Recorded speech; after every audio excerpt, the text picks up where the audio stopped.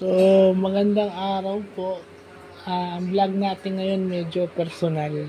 Sa PWD pero personal. Well, anong natutunan ko as part of nasa Bacoor Legislative Office ako kahapon.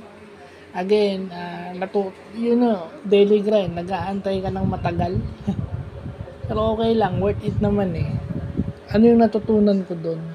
Kasi dumaan kami doon sa passage ng mga employees doon sa bridge kung saan dumadaan yung employees to different offices of the Bacoor LGU o doon sa city government ng Bacoor. So, kung natutunan na kung hindi ka naman empleyado ng City Hall, whether JO or permanent, hindi ka dapat dumaan doon. Dapat nakalagbo ka. Doon ka sa main gate, main entrance dumadaan. You pass through main entrance, you exit to the... At kasi isa lang naman yung entrance doon, tsaka exit doon. So, you pass and you exit on the same way you enter. Hindi ka dapat dumadaan sa bridge.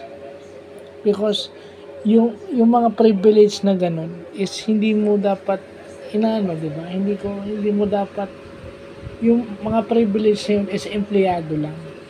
At kung ikaw ay naging empleyado, kasi alam mo yung lugar na yun. Pero dapat, kung hindi ka na empleyado ng city government, hindi ka na dapat dumadaan doon. Dahil shortcut, no? Kasi ibig sabihin, gagayahin ka pa ng ibang tao.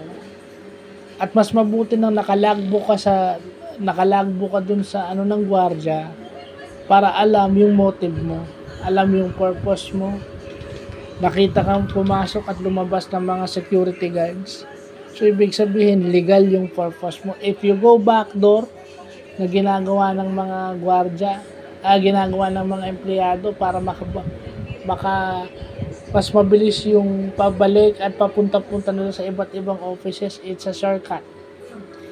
Hindi mo dapat ginagawa yun dahil wala kang privilege. Yun yung mga natutunan ko sa management.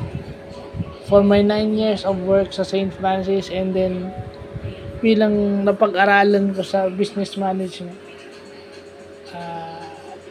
sa organization and management, yun yung tinuturo sa amin. So, yun lang yung learnings and it's nice to see, the Bacoor City Councilors na very accommodating. I mean, almost all of them. Nakangiti, accommodating, di ba? Salamat po sa pag-entertain sa akin at sa aking kasama. So, yun lang po.